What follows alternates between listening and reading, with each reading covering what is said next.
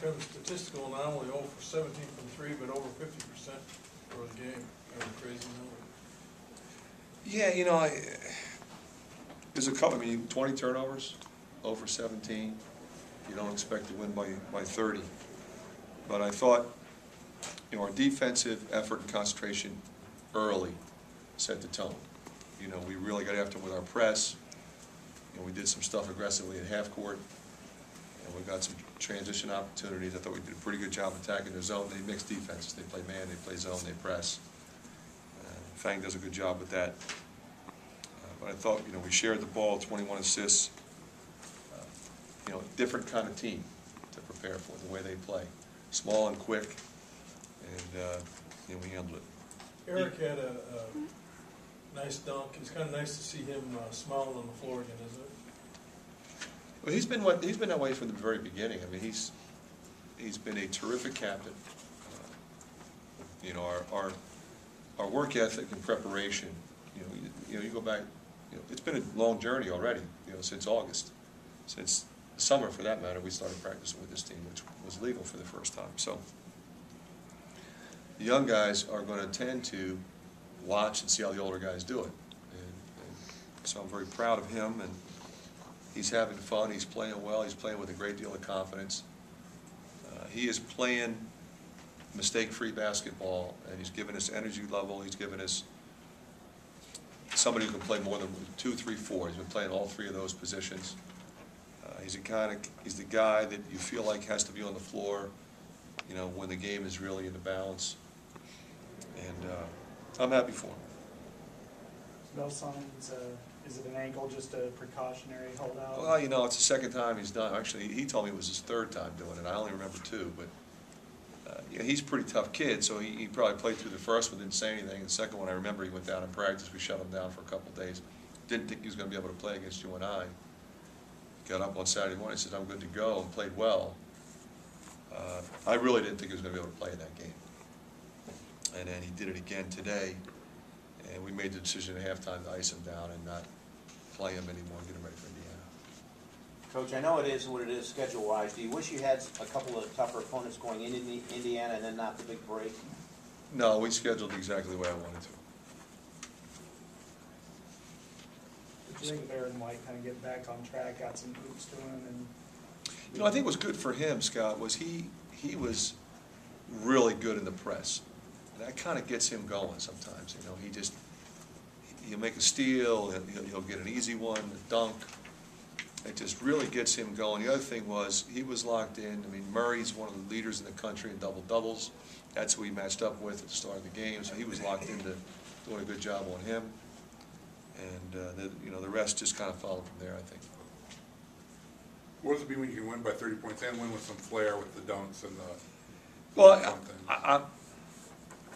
I like the fact that Gabe was able to get some of that stuff done.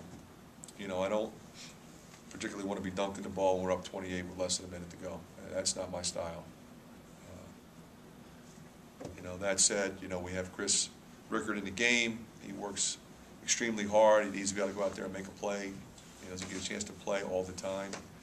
The best alley-oop pass we've had all season was thrown by Chris. So, good for him, and it was good for Gabe. And the crowd loved it. But I would have preferred that we not make that play in that situation. Is your team ready for the likes of Indiana now? And we're going to find out pretty quick. I think we are. We got some work to do between now and then, without a doubt. But we've got great character, great camaraderie on this team, and our guys will be ready. You have a lot of dimensions, too. A lot of dimensions, a lot of ways we can go, and that will continue to change game by game. Conference season getting ready to start up. You've got a month now, basically, to just focus on basketball. Any particular areas that you want to see a team improve? No, I don't think that there's one area that I have to say, okay, we have got to get this cleared up. We have clearly gotten better defensively. We've got to continue to work on that. Our offensive execution is pretty good. Could be a little bit better, but we're going to have to run some more sets as we get into league play than we have. Maybe that would be an area, but our motion game's been really good. Our transition game's been really good. that improved dramatically even in the last 10 days. So it's a little bit of everything, I think. Has your team progressed the way you wanted it to throughout the course of the non-conference season? It has. You know, we put a lot of challenges in front of them. You know, we had 6 games in 9 days. We had a trip to Mexico. We play, you know, a lot of schools play rivalry games. We played 2 of them in a week. You gotta get up, then you gotta do it again. Nobody else does that. And you just have to do it 3 times.